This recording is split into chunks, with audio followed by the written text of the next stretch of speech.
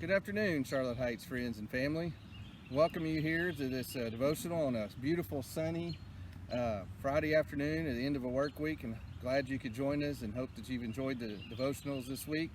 Again, another week where we're not able to meet, but we're glad to present these lessons to you and hope they help you through the week.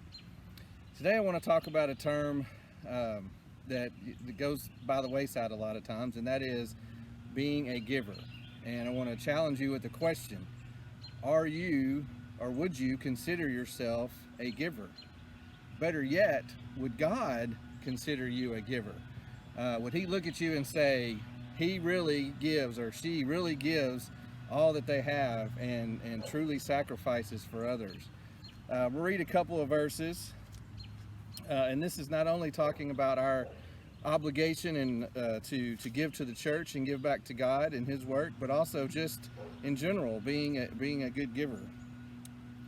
1 Corinthians 16 verses 1 and 2. Now concerning the collection of the saints, as I have given orders to the churches of Galatia, so you must do also. On the first day of the week, let each of one of you lay something aside, storing up as he may prosper. Couple of things that stand out there to me is, number one, we should give. We should give back to our local congregations when we meet on the first day of the week. We know we're not able to meet now, but we can still give through other means, through sending a check or money in the mail, or contributing online, or other options like that. And I'm sure most churches have that ability now, so I would encourage you to use that.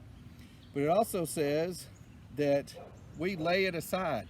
We set it aside for the church to use and for the elders to use to further the word, and that also we lay it aside as we prosper. So as we prosper more and more, then we should give more and more. And so we shouldn't just say, well, I've given my $10 for this week, or my $20, or whatever it is.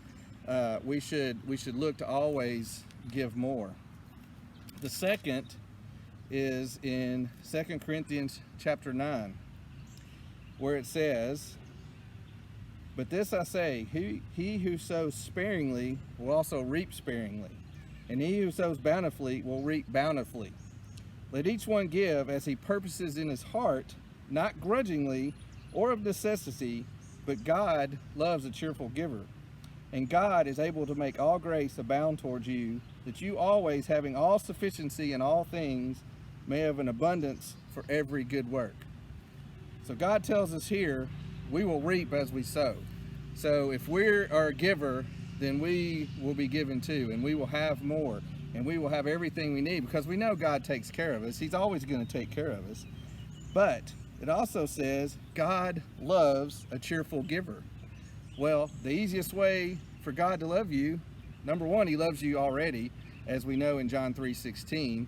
But in here it says, if you're a cheerful giver, if you're giving willingly, if you're giving cheerfully, and you're not giving just because somebody said you shall give 10% or 20% or $5 or whatever it is, you're giving out of the abundance of your heart, and it's an attitude of giving that just comes naturally. It's something that you just have to do. You can't look to the next person over here and say, well, they're giving more than me, or they're able to give more. That doesn't matter. It's an individual thing. You give as you prosper, as you prosper. I'm wearing a shirt and a hat today. Nashville Strong, Pause for Nashville. These were two things that, if you remember, just a few weeks ago, maybe a little over a month, I guess now, we had a big tornado that came through Nashville. Our congregation did a lot of work to help those that were impacted. This was just a couple of ways that I supported that, and buying t-shirts or hats that where money gets donated to those that are in need. That's just one other way that you can help.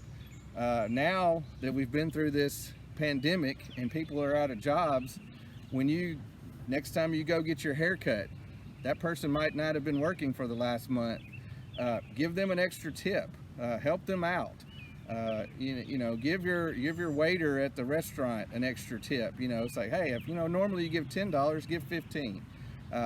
Do whatever you can to help those out. But it also doesn't mean just in money. It also means in time. You have to give your time.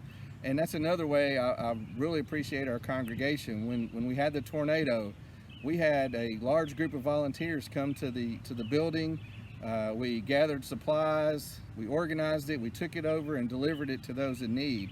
And that's just as important as giving of your money as well. So think of that as you go into the rest of this weekend, as the economy starts opening up and things get back to somewhat normal. Do something extra for somebody, not because they ask, but because you decide that's a good thing to do, and that you know that God will love you for that, for being a cheerful giver.